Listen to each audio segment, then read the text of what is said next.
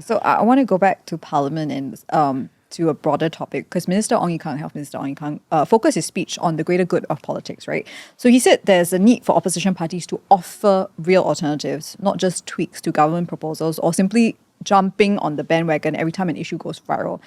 It's kind of like going back to an argument where people like to say, WP is PAP-lite, right? And he's it may seem like he's suggesting that the WP should offer Singaporeans a more distinct alternative. What do you think about what he said? I like to refer to what the leader of the opposition said in reply to Minister Ong in Parliament.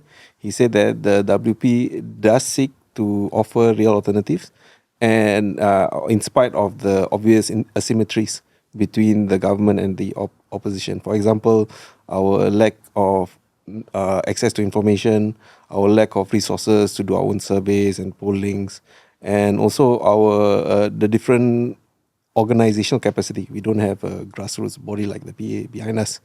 Of course, we will still continue, the Workers' Party will still continue to do our best to serve the people.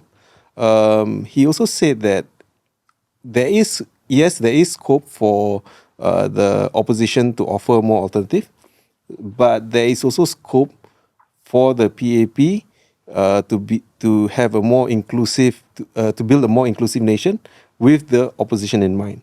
And I think this brings an example to my mind where even the office of the leader of the opposition is not enshrined in any parliamentary orders or in the constitution. So what it means is that this office is not guaranteed, and any future government, should it decide to get rid of this office, can easily do so. So these are some of the constraints. It's not an excuse, but but the Workers' Party will continue to do what it has done and serve the people to the best of our abilities. So in terms of when people are watching, it kind of seems there are similarities between the proposals, like which WP MPs raise stuff and PAP MPs raise stuff. Like for example, with Gerald Giam and David Ho, PAP's David Ho and WP's Gerald Giam, it's like there's this junior skills future, and I think David was suggesting like curiosity credit. So there are some similarities to it, maybe, kind of way. Yeah. So he spoke on Minister Ong spoke on Tuesday, and I gave my speech on Friday about transnational industrial policy. Now that's very, very structurally different from whatever the PAP has ever proposed.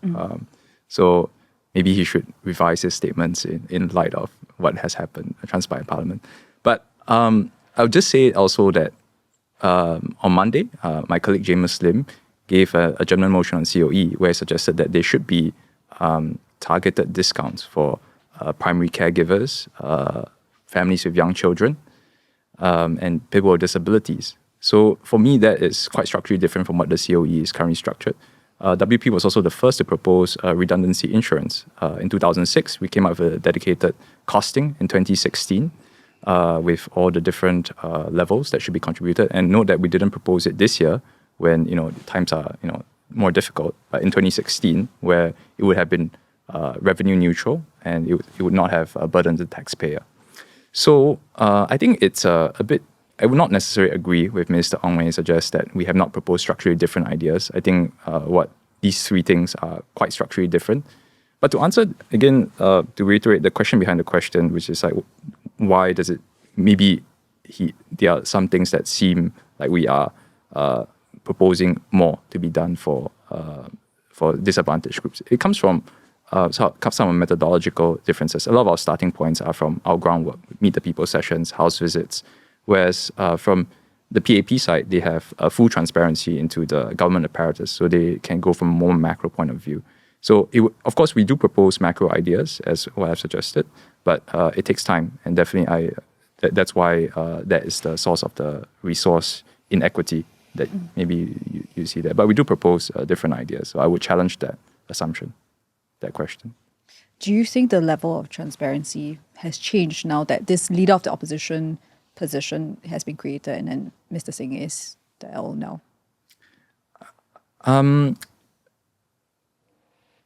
There are many parliamentary questions that we still ask and ask for a breakdown. For instance, we ask for each of the last 5 years, and usually the government respond for a 5-year consolidated figure. And As in you want like the individual. Yes. So while we are at liberty to ask, I still feel that we are not being given direct answers to many of our statistical questions. Fadli? I think at the end of the day, numbers matter, resources matter, and whatever the office represents, we still need more people in Parliament to ask the necessary and questions to get a higher level of transparency and accountability from the government. Okay. So now that you've done round one of Parliament, it's a long 5 years to go also, what is the one big takeaway that you've had from this session? Can round us off, Kenneth? I think that there is definitely a more, I sense a more collegial, I would say, spirit from the PAP in the sense of parliamentary debate. And perhaps it's not as contentious as previous parliamentary sessions. So I would maybe like to see if that continues, and that will be a continued trend for the rest of this session.